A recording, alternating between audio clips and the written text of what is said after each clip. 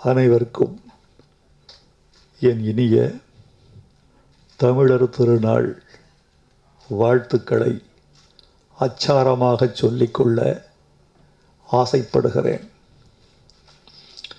அருமை நண்பர் அமீர் இங்கு உரையாற்றினார். ஓர் இயக்குனரைப் போல அல்ல, ஓர் ஆய்வாளனாக, மண்ணின் பற்றாளனாக, இன அறிவு உள்ளவராக, சமூக அக்கறை மிக்கவராக, கலையின் கோட்பாடு தெரிந்தவராக அவர் இங்கு உரையாற்றியதை நான் என் செவியெல்லாம் கண்ணாக கவனித்து கொண்டே இருந்தேன். இப்படிப்பட்ட இயக்குனர்கள் தங்கள் லட்சியங்களை மாற்றிக்கொள்ளாமல் தொடர்ந்து தமிழுக்கு கிடைத்தால் தமிழ் திரைக்கலையை இந்திய அளவுக்கு விரிவு செய்யவும், இந்திய திரைக்கலையை உலக அளவுக்கு செறிவு செய்யவும் இயலும் என்ற நம்பிக்கையை அமீரின் வார்த்தைகளில் நான் பெற்றேன். இந்த சந்தனத்தேவன் என்ற கதையை அவர் என்னிடம் விளக்கினார். ஒரு 40 நிமிடங்கள் அந்த கதையை நான் செவியுற்றேன். இயக்குனர்கள் கதை சொல்ல வந்தால் அவர்களுக்கு நான் விடுக்கிற வேண்டுகோள் ஒன்று உண்டு. எந்த நல்ல கதையும் 10 நிமிடங்களுக்கு மேல் சொல்லப்படக்கூடாது. 10 நிமிடங்களில் சொல்லப்படுகிற ஒரு கதையைத்தான் நீங்கள் 2 மணி நேரம் காட்சி படிவம் செய்கிறீர்கள். 10 நிமிடங்கள் போதும் ஒரு கதை சொல்ல என்று இயக்குனர்களுக்கு சொல்லுவேன். அவர்களும் அதை ஒப்புக்கொண்டு அந்த எல்லைக்குள் தங்கள் கதையை நிறைவு செய்வார்கள். அமீரால் 10 நிமிடத்திற்குள் அந்த கதையை அடக்க முடியவில்லை. காரணம், அது வெறும் கதை அல்ல, ஒரு வாழ்வியல் வட்டம். ஒட்டுமொத்த ஒரு வாழ்க்கை அதில் பூரணம் கொண்டிருக்கிறது. அந்த பூரணத்தை 10 நிமிடங்களுக்குள் அவரால் பந்தி வைக்க முடியாது என்று தெரிந்து, உங்கள் போக்கில் செல்லுங்கள், நிற்கும்போது நிறுத்தி கொள்ளுங்கள் என்று சொன்னேன். 40 நிமிடங்கள் அந்த கதையை சொன்னார். அவர் சொன்ன தொனி, அந்த சொற்கள், வாக்கிய அமைதி எல்லாம் இன்னும் என் செவிகளில் ரீங்காரமிட்டு கொண்டிருக்கிறது. அந்த கதையில் யார் கதாநாயகன் என்று கேட்டேன். ஆர்யா என்று சொன்னார். ஆர்யாவுக்கு சொல்லுங்கள், அவருடைய வாழ்நாளில் அவர் நடிப்புக்கு கிடைத்த நல்ல வாய்ப்பு என்று இந்த படத்தை சொல்லுங்கள் என்று சொன்னேன். சில பேருக்குத்தான் சில விஷயங்கள் வாய்க்கும். சில வாய்ப்புகளுக்காக வாழ்க்கை காத்திருக்கும். வாழ்க்கைக்காக சில மனிதர்கள் காத்திருப்பார்கள். கலீல் ஜிப்ரான் என்று ஒரு கவிஞன் இருந்தான். புரோக்கன் விங்ஸ் என்று ஒரு கவிதை காவியம் படைத்தான். அதில் அவன் சொல்லுவான், 18வது வயதில் செல்மா கராமி என்ற காதலியை அவன் சந்திப்பான். அந்த செல்வா கராமி பனியால் செதுக்கப்பட்ட ஒரு சிலை, பூமியில் தெரித்து விழுந்த ஒரு சொர்க்க துண்டு, கருணையினுடைய வடிவம், காதலின் பிம்பம், அழகின் உச்சம். அவளை சந்தித்த போதே அவள் மீது அவனுக்கு காதல் வந்துவிட்டது. அப்போது அவள் சொல்வான், நான் 21 வயது, உனக்கு 18 வயது. இந்த 21 வசந்தங்களையும் 21 கோடைகளையும் நான் தாண்டி வந்தது பெண்ணே, உன்னை சந்திக்கத்தானா என்று கேட்டு முடிப்பான். ஆர்யா இத்தனை படங்களையும், இத்தனை அனுபவங்களையும், இத்தனை பாத்திரங்களையும், இத்தனை தடைகளையும் தாண்டி வந்தது சந்தனத்தேவனில் நடிக்கத்தானா என்று அவர் பெருமைப்பட்டு கொள்ளலாம். நடிப்பதற்கு எல்லோருக்குமே வாய்ப்பு வந்துவிடாது. அந்த வந்த வாய்ப்பை அவர்கள் சரியாக பயன்படுத்தி கொள்ள வேண்டும். எண்ணி சில நிமிடங்கள் பேச வேண்டும் என்று ஆசைப்படுகிறேன். இது ஒரு பெரிய சொற்பொழிவு மேடையாக மாற்றிவிடக்கூடாது என்ற சட்டமும் நியாயமும் நாகரிகமும் எனக்கு இருப்பதாக நான் நம்புகிறேன். அதனால் சில செய்திகள் சொல்லியாக வேண்டும். இந்த கதையில் எனக்கு பிடித்த ஒரு கூறு உண்டு. இதில் 2-3 கதைகள் சொல்லப்படுகின்றன. ஒரு வாழ்க்கை முழுக்க சொல்லப்படுகிறது. ஆனால் அதன் மையம், குவி மையம் ஒன்றாகவே இருக்கிறது. குவி மையத்தில் சிதறல் இல்லை. ஒரு நல்ல கலை விமர்சகன் ஒரு கலையின் குவி மையம் எது என்பதிலும், அந்த குவி மையம் சிதறாமல் இருக்கிறதா என்பதிலும், சிதறடிக்கப்படாமல் சொல்லப்படுகிறதா என்பதிலும் கவனம் காட்டுவான்.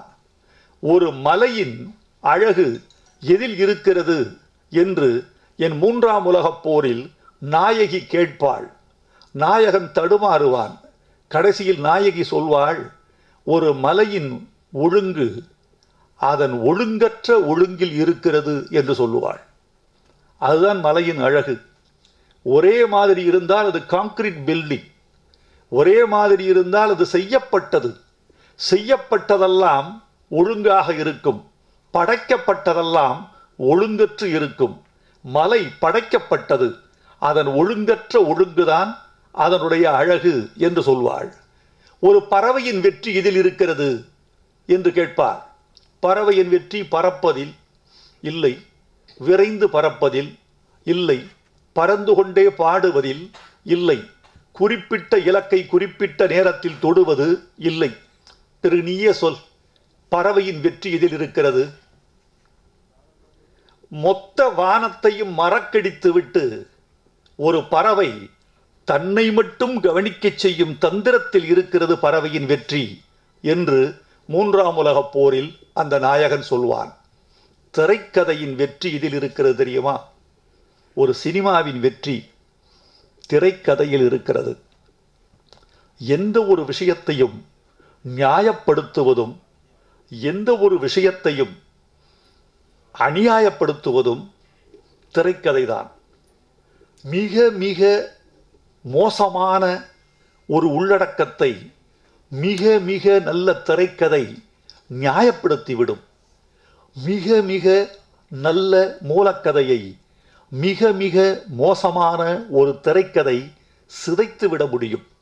ஆனால் அமீர் சொன்ன குவி மையமும் திரைக்கதையும் சந்தனத்தேவனை மேம்படுத்துகிற அளவில் இருக்கிறது என்று நம்புகிறேன்.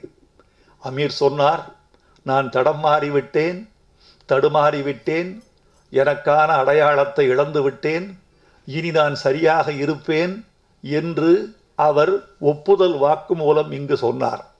அமீர், உங்களுக்கு ஒரு வார்த்தை சொல்கிறேன்.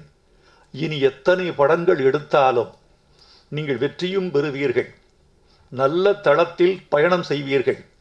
எத்தனை படங்கள் எடுத்தாலும் பருத்தி வீரன் என்ற முதல் படம் இன்னும் 50 ஆண்டுகளுக்கு பிறகும் கூட அமீர் என்ற கலைஞனின் அடையாளம் சொல்லும் படமாக இருக்கும் என்பதை நீங்கள் மறந்துவிடக்கூடாது. பாரதி ராஜாவுக்கு பிறகு தமிழ் சினிமாவில் மிச்சமுள்ள கிராமத்தின் சந்து பொந்துகளை எவன் சொல்ல போகிறான் என்று நான் கர்வத்தோடு தெரிந்த நாட்களெல்லாம் உண்டு. அதன் பிறகு பார்த்தால் ஆச்சரியம். அதற்கு பிறகு வந்த இயக்குனர்கள், பாரதி ராஜாவை பார்த்து வந்தவர்கள், பாரதி ராஜா படம் எடுத்த பொழுது பள்ளியில் படித்தவர்கள், பாரதி ராஜாவின் படத்தை பார்த்து வளர்ந்தவர்கள், அப்போது கிராமத்து வாழ்க்கையில் தங்களை இழைத்து கொண்டவர்கள் திரும்ப வந்து பாரதி ராஜா மிச்சம் வைத்த கிராமத்தை, பாரதி ராஜா இன்னும் பார்ப்பதற்கு விட்டு வைத்த கிராமத்தை மிக அழகாகவும் தெளிவாகவும் சொன்னார்கள் என்கிற போது கலை ஓய்ந்து விடுவதில்லை. எத்தனை பேர் சுவாசித்த பிறகும் காற்று மிச்சம் இருப்பது போல, எத்தனை பூக்கள் மலர்ந்த பிறகும் கூட சூரியனும் நிலவும் மிச்சம் இருப்பது போல, எத்தனை ஆயிரம் மனிதர்கள் வந்து போன பிறகும் கூட பூமி மிச்சம் இருப்பது போல, எத்தனை ஆயிரம் பேர் கலை படைத்த பிறகும் வாழ்க்கை மிச்சம் இருக்கிறது, கலை மிச்சம் இருக்கிறது. அமீர் அந்த வரிசையில் சேர்ந்திருக்கிறார். இனி அவர் கொண்டிருக்கிற லட்சியம் தொலைநோக்கு பார்வையோடு செல்லும் என்ற நம்பிக்கை எனக்கு இருக்கிறது. இந்த படத்தில் ஜல்லிக்கட்டு என்று சொல்லப்படுகிற இந்த வீர விளையாட்டு மையப்படுத்தப்பட்டிருக்கிறது. அதை பற்றி பேசுவதற்கு இந்த மேடை உகந்ததா இருக்குமா என்று நான் தயங்கிக் கொண்டிருந்தேன். என்னுடைய வாய்ப்பை நான் பிறழப் பயன்படுத்துவது, ஒரு மனிதனின் சந்திப்பை பிறழ்ச்சியாக பயன்படுத்துவது, ஒரு பெண்ணை சந்திக்கிற போது அவள் கண்ணியம் கடந்து உரையாடுவது, ஒரு மேடையில் தன் எல்லையை தாண்டி நகர்ந்து பேசுவது என்பதெல்லாம் ஒரு பக்குவப்பட்டவனின் அடையாளங்கள் அல்ல என்று நம்பக்கூடியவர்களில் நானும் ஒருவன். ஆனால் அமீர் இதை பற்றி வைரமுத்து விரிவாக பேசுவார் என்று சொன்னதனால், எனக்கு அவர் அனுமதி தந்ததனால், அந்த அனுமதியின் அலைகள் இந்த சபையில் பரவி இருப்பதனால், அதை பற்றி வைரமுத்து ஏதாவது சொல்ல வேண்டுமே என்று உங்கள் இருதயத்தின் ஓரத்தில் ஒரு துடிப்பு கேட்பதனால், உங்கள் கண்களில் அதற்கான ஆர்வத்தின் அலைகள் அடிப்பதை நான் பார்ப்பதனால், நான் அதை பற்றியும் சொல்ல வேண்டும் என்று ஆசைப்படுகிறேன். ஜல்லிக்கட்டு அது தமிழ் வார்த்தை அல்ல. மாடு பிடித்தல் அது வட்டார வழக்கு. இலக்கிய சொல் இதற்கு ஒரு சொல் ஏறு தழுவுதல். உச்சநீதிமன்றத்தை பணிவோடு கேட்கிறேன், மத்திய அரசை நான் பணிவோடு கேட்கிறேன், தமிழர்கள் அல்லாத மாற்று கலாச்சாரவாதிகளையும் இந்த ஏறு தழுவுதலை எதிர்க்கிற கூட்டத்தையும் பார்த்து நான் ஒன்று கேட்கிறேன். எங்கள் தமிழர்கள் சொல்லில் பண்பாடு வைத்திருக்கிறார்கள். ஏறு தழுவுதல், தழுவுதல் என்றால் காயப்படுத்துதல் என்று அர்த்தமாகுமா? தழுவுதல் என்றால் வதை என்ற துன்பம் வருமா? தழுவுதல் என்றால் ரணம் நேருமா? தழுவுதல் என்றால் ஓர் உயிருக்கு விரோதமான காரியம் என்று ஒப்புக்கொள்ளப்படுமா? தாய் குழந்தையை தழுவுகிறாள், காயப்படுத்துவதற்கா? காதலன் காதலியை தழுவுகிறான், வன்முறை செய்வதற்கா? மலையின் மீது முகில் தழுவுகிறது, மலையை நொறுக்குவதற்கா? மாட்டின் மீது தமிழன் தாவி தழுவுகிறான், ஏறு தழுவுகிறான், ஏறி தழுவுகிறான், மாட்டை காயப்படுத்துவதற்கா? இந்த வாதத்தை உயர்ந்த வழக்கறிஞர்கள் உச்சநீதிமன்றத்தில் வைத்திருக்கிறார்களா? அறிவார்ந்த வழக்கறிஞர்கள் இந்த வாதத்தை முன்வைத்திருந்தால், அந்த நீதிபதிகள் புரிந்து கொண்டால், அவசர சட்டமே தேவையில்லையே, இன்றே தீர்ப்பு வழங்கலாமே. இதைத்தானே தமிழகம் எதிர்பார்க்கிறது. இன்னொன்று சொல்லுகிறேன், பறவைகளுக்கும் விலங்குகளுக்கும் உள்ள உறவை, மனிதர்களுக்குமான உறவை அமீர் இங்கே பட்டியலிட்டு காட்டினார். உங்களுக்கு இன்னொரு வரலாறும் சொல்லுகிறேன். ஏறு தழுவுதல் குற்றம் என்றால் சிவபெருமான என்ன செய்வீர்கள்?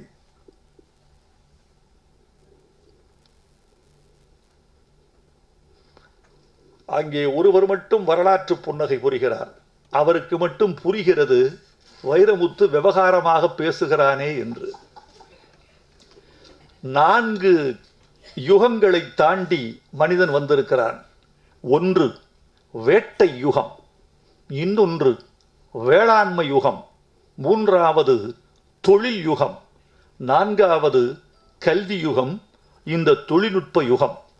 இந்த 4வது யுகத்திலும் கூட இன்னும் அழிந்து போகாத எச்சங்களை உடைய யுகம் வேளாண்மை யுகம்.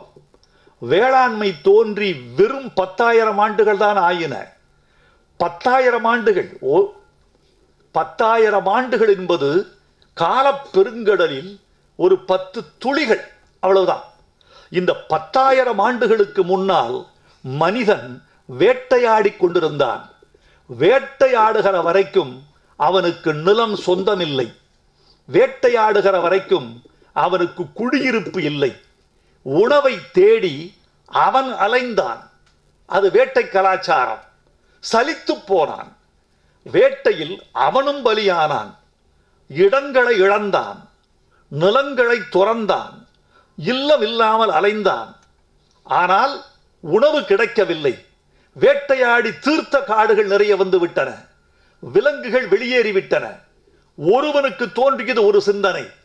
உணவை தேடி நாம் போவதற்கு பதிலாக நம்மை தேடி உணவு வந்தால் என்ன என்று ஒரு மனிதன் சிந்தித்தான். அந்த சிந்தனையின் விளைச்சல் தான் வேளாண்மை. நம்மை தேடி உணவு வர வேண்டும். அப்படி நம்மை தேடி உணவு வர வேண்டும் என்றால் நதிக்கரை ஓரம் வேண்டும். மனிதர்கள் மட்டும் அதற்கு பயன்பட மாட்டார்கள். விலங்குகளின் துணை வேண்டும். மாட்டை வசக்கி ஏரில் பூட்டினாள். சிவபெருமான் என்பவன் சிவன், கடவுள் என்பதெல்லாம் இந்து மதத்தின் நம்பிக்கைகள். ஆனால் மானிடவியல் வரலாற்றின்படி நான் உணர்ந்து கொண்ட விஷயம் ஒன்று உண்டு. எவன் ஒருவன் காட்டு மாட்டை வசக்கி தன் வசப்படுத்தி ஏரில் பூட்டி அதில் சவாரி செய்தானோ அவனுக்கு பெயர் சிவபெருமான் என்று மனித இனம், நம் தமிழ் இனம் வழங்கியது. அவன்தான் மாட்டை வசக்கி முதலில் ஏரில் பூட்டியவன், அதில் சவாரி செய்தவன். அதனால் அந்த மாட்டையே அவனுக்கு விடையேறிய பெருமானாக, அவனுக்கு அந்த மாட்டையே வாகனமாக தமிழ் இனம் வழங்கி அழகு பார்த்தது. ஈபிகோவின் சட்டத்தின்படி மாட்டை வசக்கி பூட்டியவன் சிவபெருமான் என்றால் எந்த விதியின் கீழ் சிவபெருமானை கைது செய்வீர்கள்? முடியாது. இது மனிதவியல் வரலாறு. இன்னொன்று, மாட்டில் மனிதன் காயமுறுகிறான். மனிதர்களால் மாடுகள் காயமுறுவதில்லை. ஒரு கேள்வி கேட்கிறேன், மிக முக்கியமான கேள்வி. இந்த கேள்விக்கு தமிழகமும் அறிவுலகமும் உச்சநீதிமன்றமும் பதில் சொல்ல வேண்டும். அவர்கள் சொல்கிறார்கள், மாடு காயமுறுகிறது. இல்லை, நாங்கள் மாட்டை காயப்படுத்துவதில்லை. ஜல்லிக்கட்டு காளைக்குத்தான் எங்கள் வீடுகளில் முதல் மரியாதை. உழவன் பட்டினி கிடப்பான், ஜல்லிக்கட்டு மாட்டை பட்டினி விட மாட்டான். உழைக்கும் பெண் இழைத்திருப்பாள். பருத்தி விதை ஆட்டாமல் மாட்டுக்கு போடாமல் தூங்க மாட்டாள். வீட்டு இளையர்கள் பட்டினி கிடப்பார்கள். மாட்டுக்கு சோளத்தட்டை அறுத்து போடாமல் தூங்க மாட்டான். தங்களை விட தங்கள் மாடு ஆரோக்கியமாக, தங்களை விட தங்கள் மாடு வலிமை உடையதாக, தங்களை விட தங்கள் மாடு பெருமையுடையதாக திகழ வேண்டும் என்றுதான் ஜல்லிக்கட்டு மாட்டை வளர்க்கிறவன் நினைக்கிறான். இல்லை என்றால் கேரளாவுக்கு அடிமாடுகள் போவது மாதிரி இந்த ஜல்லிக்கட்டு காளைகளும் அடிமாடுகளாக போய் விடுகிற அபாயம் இருக்கிறது. மனிதனை காயப்படுத்தி விடுகிறது மாடு, மனிதர்கள் செத்து போகிறார்கள் என்று உச்சநீதிமன்றமோ இதற்கு எதிர்ப்பாளர்களோ சொன்னால் அவர்களுக்கு வைரமுத்து என்ற விவசாய குடிமகன் சொல்லுகிறான், ஆள் சாகாத விளையாட்டு என்று ஏதாவது ஒன்று சொல்.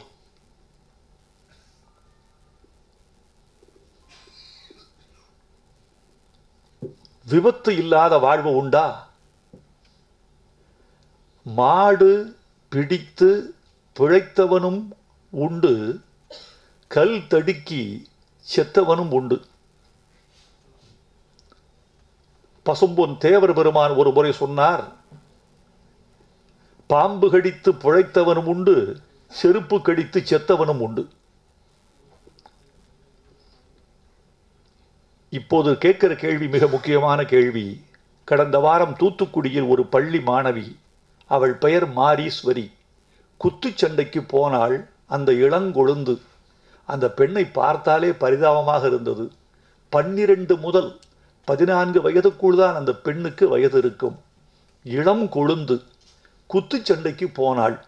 குத்துச்சண்டையில் வெற்றி பெற்று, இந்த பயிற்சி பெற்று தானும் குத்துச்சண்டை வீராங்கனை ஆகலாம் என்று போனாள். வெயிலில் அந்த பயிற்சி நடந்தது. குத்துச்சண்டை பயிற்சி பெற்றாள். பெற்ற பிறகு ஒரு ஓரமாய் போய் ஒதுங்கி நின்றாள். நெஞ்சு லேசாக வலிக்கிறது என்றாள். மருத்துவமனைக்கு கொண்டு சென்றார்கள். சோதித்த மருத்துவர்கள் பாதி வழியிலேயே இந்த இளஞ்சிறுமி இறந்து விட்டாள் என்று மருத்துவ அறிக்கை தந்தார்கள். நான் கேட்கிறேன், உலக குத்துச்சண்டையை ரத்து செய்து விடலாமா?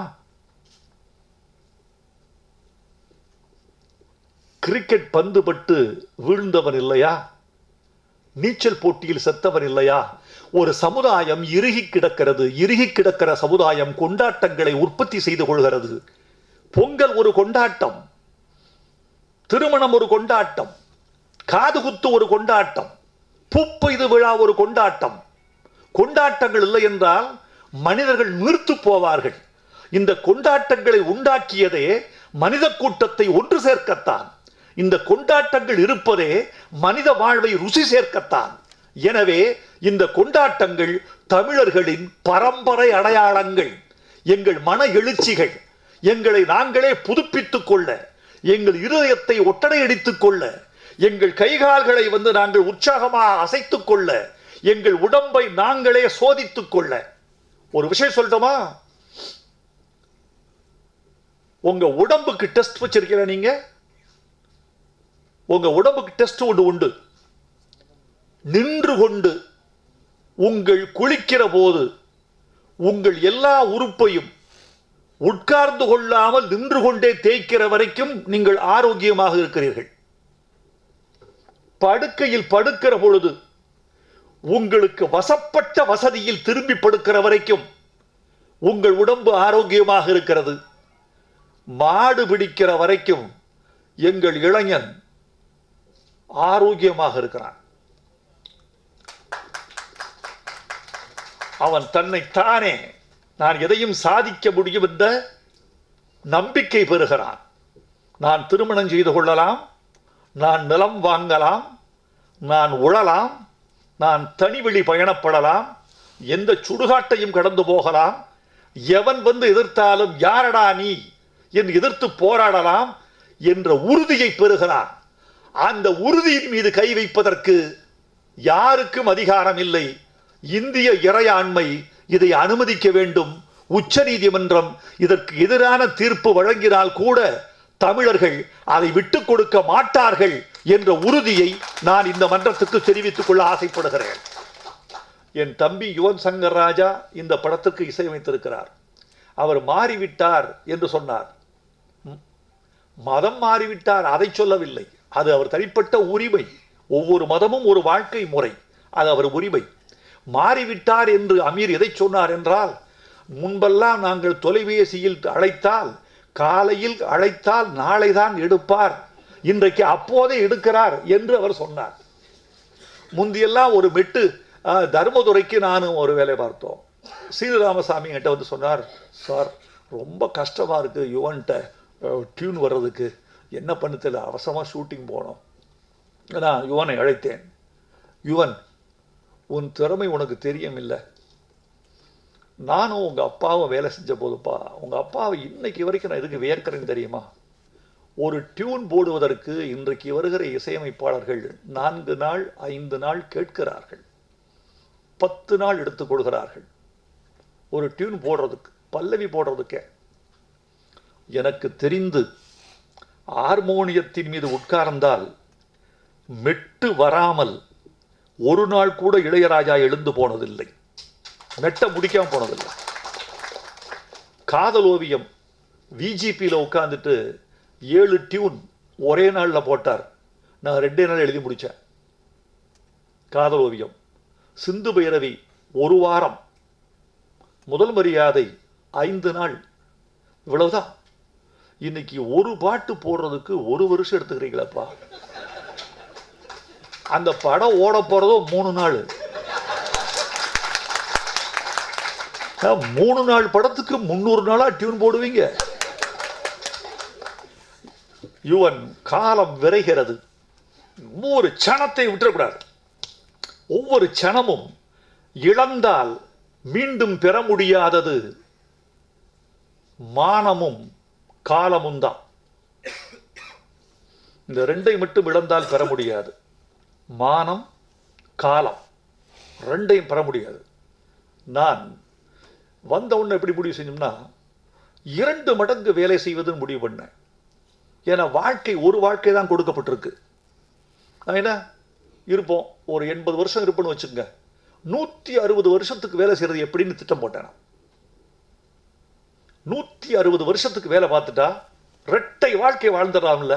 2 பிறவி, இன்னொரு பிறவியின் மீது எனக்கு நம்பிக்கை இல்லை.